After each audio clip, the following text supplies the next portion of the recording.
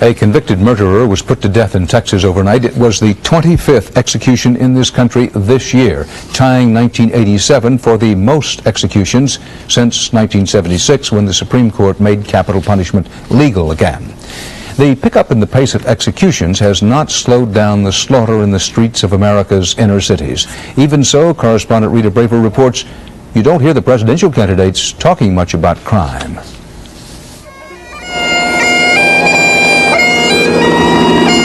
All of Baltimore seemed to be in mourning today. A funeral for a police officer gunned down on the job. The second cop shot in a week. Anger and tension exploding here, as in so many cities. A feeling that crime is out of control. In housing projects. It's a lot of shooting. You know, it's a lot of shooting. It's drug trafficking. At Iris Maggio's hot dog stand. It's almost every single day that a child is either getting shot or, you know, whatever.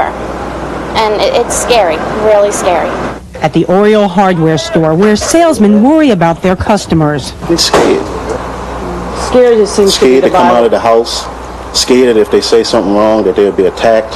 Worry about themselves. It's pathetic, you know. It's not. You can't even run a business without worrying about someone walking in and taking everything you have.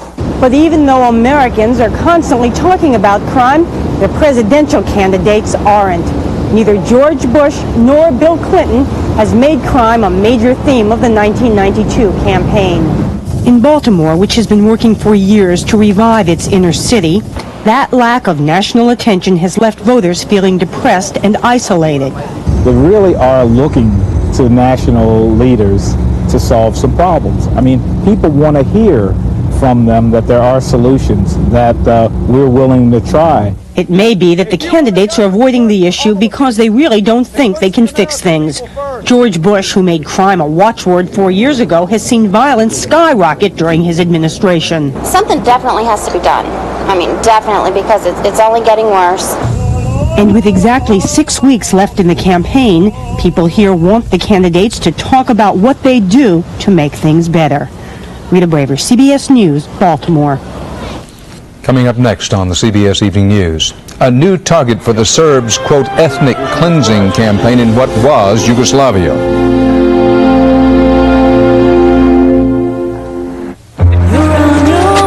So in my interview, they told me how Dow can take all this coal and turn it into clean burning gas. Wouldn't that cut down on acid rain? Got it. Sounds like one serious job, son. I just wish it wasn't so far away.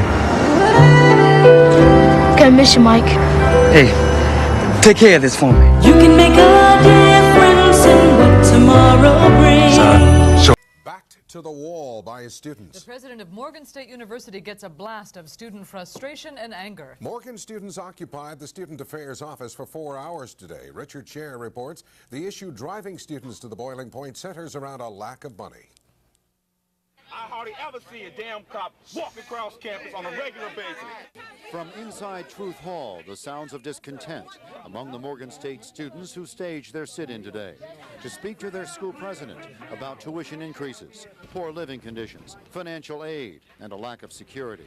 And giving out tickets to people who all the way up the street on Cold Spring Lane when they should be on this campus serving the student population as well as those who work here at Morgan State University. What we have asked the state to do is to provide us with an additional 5 positions for security. I will have to tell you that the state did not provide that.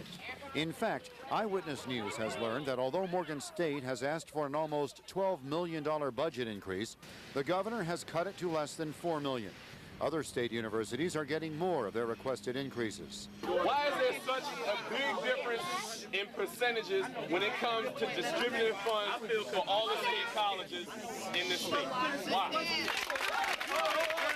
There is $16 million for dormitory renovations and another $16 million for a new dorm, but not enough for financial aid.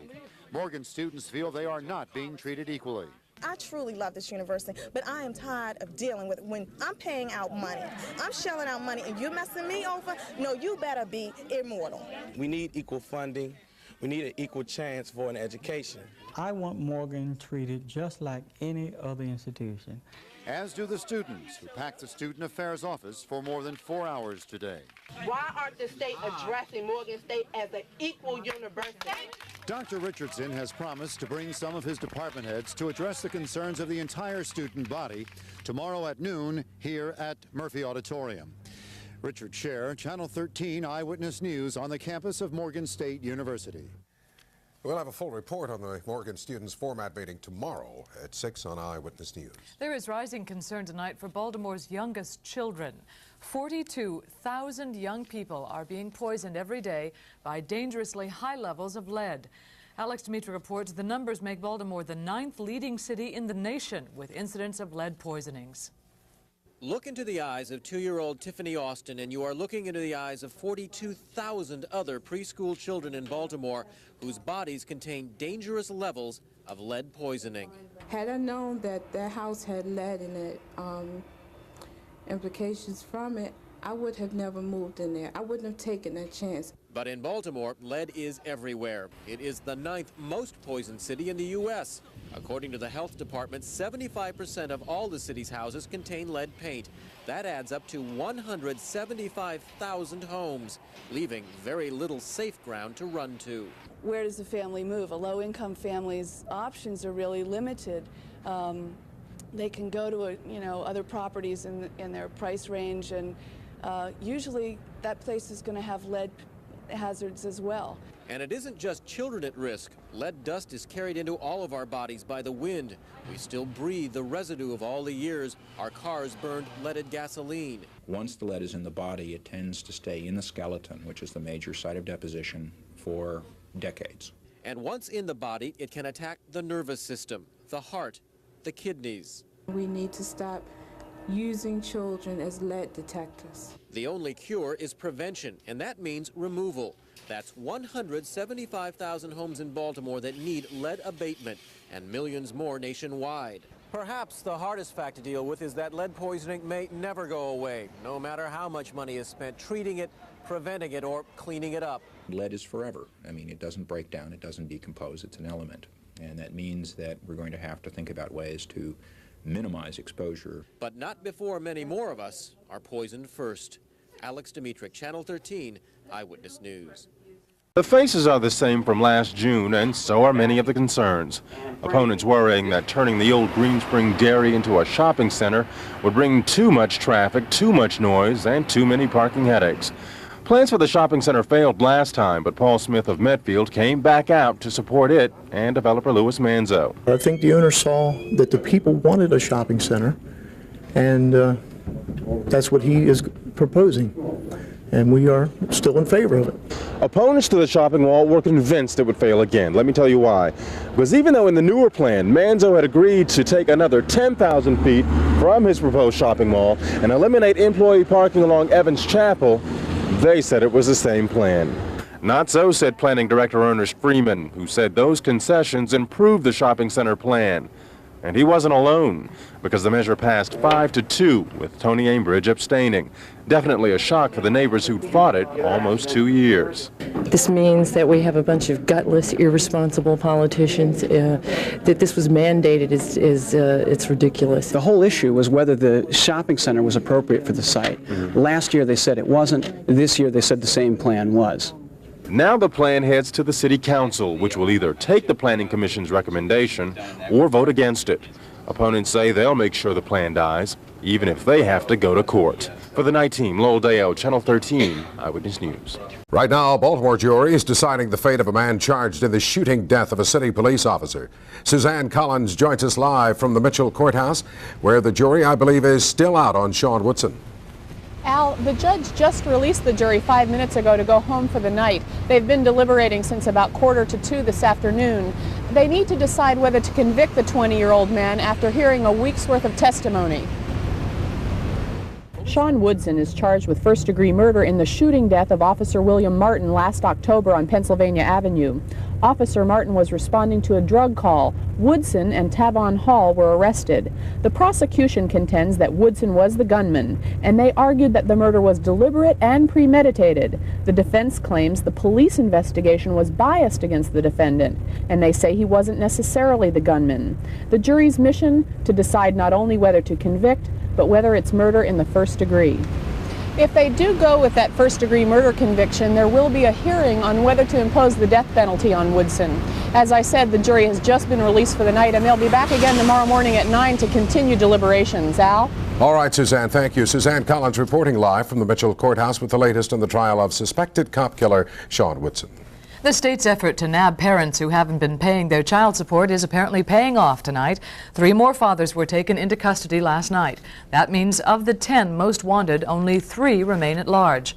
However, the man who's first on the list, Gary Paul Levon, is among those still eluding police. He is wanted for over $48,000 in back child support. The House thumbs up to the family leave bill, ignoring the president's threat of a veto. House members this afternoon voted in favor of the controversial measure, which requires employers to give workers up to 3 months unpaid leave for family emergencies. Opponents say the bill only benefits those who can afford to go without a paycheck for 3 months. The bill faces an uncertain future in the Senate. The nationwide effort to defeat racism has reached the streets of Baltimore. David Murphy reports on a downtown vigil for racial harmony and a neighborhood where that harmony has improved the quality of life. They may look like foreigners, but they're your neighbors. And they were the driving force behind a major event this morning, a vigil staged by community leaders asking you to take a stand in the name of racial harmony.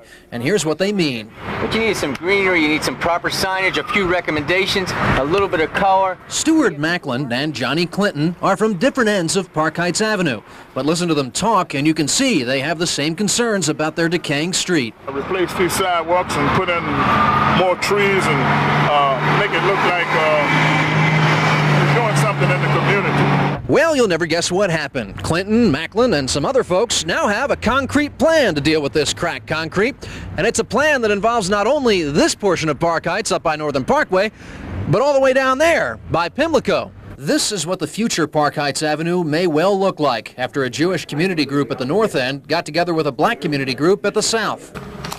Together, they landed a grant which paid for a study which is paving the way for some positive change. People are willing to work together and do whatever they can do to make the neighborhood look positive and be positive. You get all these people talking, you get them fixing up the community, you get them working together, and they feel a sense of security in their block. There are no people on the other side of the street. It's all my neighbors now.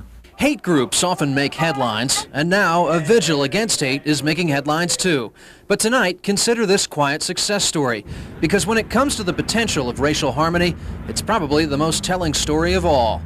David Murphy, Channel 13 Eyewitness News.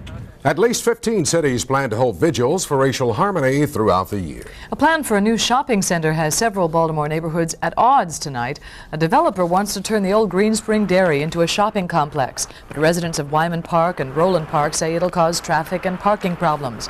Members of the Hamden and Medfield neighborhoods have come out in support of the plan. At this hour, the decision is in the hands of the City Planning Commission, and Lowell Dale will have a full report tonight at 11 with the night team. In July, the city that reads will be cutting back on where and when you'll be able to read in a public library. As Andrea Koppel reports, these proposed changes will affect more than half of all branches of the Enoch Pratt Free Library System. Lack of available money in Baltimore's municipal budget will force the city to close 2 community reading rooms by July 1st, one at Lafayette Square, the other at Reservoir Hill. And while 2 reading rooms will close, 18 neighborhood branches throughout the city will be substantially reducing their hours of operation. One of the branches to be affected is the Brooklyn Community Library. We will not stand to lose this library. We'll use every force, every connection we have in this town to keep this library going full time. I just enjoy coming over here. I've been coming over here ever since I've been over here. I've been living here for 25 years. And I like it. Whether Lillian Mitchell or Don Mon likes it or not, the Enoch Pratt budget is $1 million short, forcing the library's director to close 2 reading rooms, cut hours, and lay off 13 employees. I think the reality is that funding in the city of Baltimore is very, very limited. I mean, everybody knows our tax basis is an eroded one, and all of the city officials are working very hard to do the best they can with what there is. A philosophy that Councilman Joe de Blasi doesn't necessarily agree with. The mayor's thrust, of course, has been to rename us the city that reads instead of Baltimore's Best, which we were under the Schaefer era. And it just doesn't make sense to anybody to close libraries any portion of time if, in fact, you're the city that reads. Otherwise, de Blasi fears the next time someone wants to reach for a book, they won't have anywhere to go. Andrea Koppel, Channel 13 Eyewitness News. And Enoch Pratt officials say they hope to recruit volunteers so the reading rooms at Lafayette Square and Reservoir Hill can remain open. Children from one of Baltimore's poorer neighborhoods have shown that everyone has something to give when it comes to helping feed the hungry. Students from Lamell Middle School presented the Maryland Food Committee with a $1,200 check today to help feed hungry children in Maryland. The children also read poems and rapped about the importance of helping the needy. The people who are hungry are children like that. We have to help. It is a must. So ask your friends and your parents too. Think of the envelope the teacher gave you. Word. Word. One more time. People are hungry every day. This is not the American way. One more time. Students from Lamell raised more money than any other area school. And when we come back. The Baltimore man shot to death in his car last night has now been identified.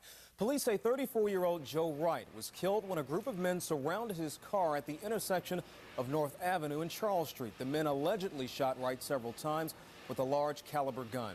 He was pronounced dead at the scene. So far, no arrests have been made.